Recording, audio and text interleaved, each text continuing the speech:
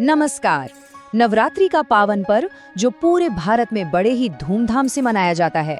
ये वो 9 दिन होते हैं जब माँ दुर्गा के 9 अलग-अलग दिव्य रूपों की पूजा की जाती है।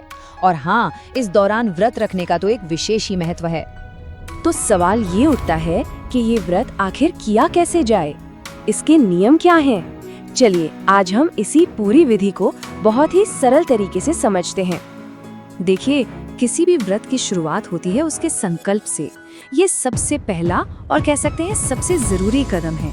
संकल्प मतलब एक तरह की प्रतिज्ञा, एक प्रण जो हम सीधे माँ दुर्गा के सामने लेते हैं। तो होता ये है कि व्रत की शुरुआत ही माँ के आशीर्वाद से होती है। हम ये संकल्प लेते हैं कि पूरे 9 दिन हम पूरे मन, पूरी श्रद्धा और नियमों के साथ इस व्रत का पालन करेंगे। इसकी तैयारी नवरात्रि की पहली सुबह से ही शुरू हो जाती है। सबसे पहले स्नान करके साफ सुथरे कपड़े पहने, फिर अपने पूजा स्थल को अच्छे से सजाएं, माँ दुर्गा की प्रतिमा के सामने एक दीपक जलाएं और फिर कलश की स्थापना करें। बस यहीं से इस पवित्र व्रत का आरंभ हो जाता है। संकल्प तो ले लिया, अब इसके बाद जो सबसे जरूरी बात आती है वो है हमारे आहार का अनुशासन। व्रत के दौरान सात्विक आहार का पालन करना बहुत ही ज्यादा जरूरी माना गया है। तो खाने पीने में किन बातों का ध्यान रखना है? देखिए, कुछ चीजें हैं जो हम खा सकते हैं, जैसे कि फल, दूध, सूखे मेवे, साबूदाना और सिंघाड़े या कुट्टू के आटे से बने व्यंजन। ये सब अनुमत है। लेकिन कुछ चीजें ऐसी हैं जिन्हें बिल्कुल नहीं खाना है, जैसे प्याज, लहसुन, किसी भी तरह का अनाज और हाँ, मांसाहारी भोजन, इनका तो पूरी तरह से त्याग करना होता है। एक बात हमें हमेशा याद रखनी चाहिए कि व्रत का मतलब सिर्फ खाना पीना छोड़ना नहीं है।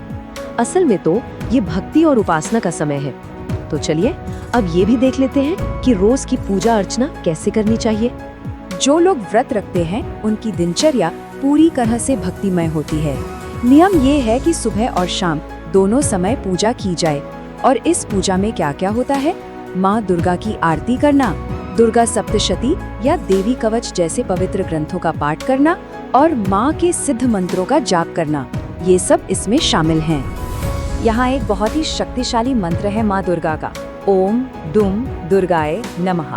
कहते हैं कि जब इस मंत्र का पूरी श्रद्धा से जाप किया जाता है तो मन में एक अद्भुत शक्ति और शांति का अनुभव होता है। अच्छा, हमने खान पान के नियम और पूजा की विधि तो जान ली, लेकिन शारीरिक नियमों के साथ साथ एक और चीज है जो उतनी ही जरूरी है, और वो है हमारे मन की पवित्रता। यही तो इस व्रत का असली आध्यात्मिक पहलू है। असल में इस व्रत का सच्चा उद्देश्य, इसका जो सार है, वो सिर्फ भूखे रहना नहीं है। इसका असली मकसद तो आत्म संयम यानी सेल्फ कंट्रोल सीखना है और अपने आप को पूरी तरह से माँ दुर्गा की भक्ति में डुबो देना है। और इसीलिए ये कहा जाता है कि नवरात्रि के इन 9 दिनों में अपने मन को एकदम शांत और पवित्र रखें। कोशिश करें कि झूठ न बोलें, गुस्सा न करें और किसी भी तरह के नकारात्मक विचार मन में ना लाएं। तो 9 दिनों की ये भक्ति, ये साधना जब पूरी होती है तब आता है व्रत के समापन का समय, और इसे भी पूरे विधि विधान के साथ ही करना चाहिए। तो होता ये है कि अष्टमी या नवमी के दिन इस व्रत का समापन किया जाता है। और इस दिन का जो सबसे महत्वपूर्ण और सुंदर विधान है वो है कन्या पूजन। इसमें छोटी छोटी कन्याओं को देवी का स्वरूप मानकर उन्हें प्यार से भोजन कराया जाता है। फिर जब हम उनका आशीर्वाद ले लेते हैं, उसके बाद ही व्रत का पारायण किया जाता है, यानी व्रत को खोला जाता है। और ऐसी मान्यता है, ऐसा विश्वास है कि जब कोई पूरे नियम और पूरी श्रद्धा के साथ इस तरह से नवरात्रि का व्रत करता है तो उसे माँ दुर्गा का भरपूर आशीर्वाद मिलता है और उस घर में हमेशा सुख, शांति और समृद्धि बनी रहती है।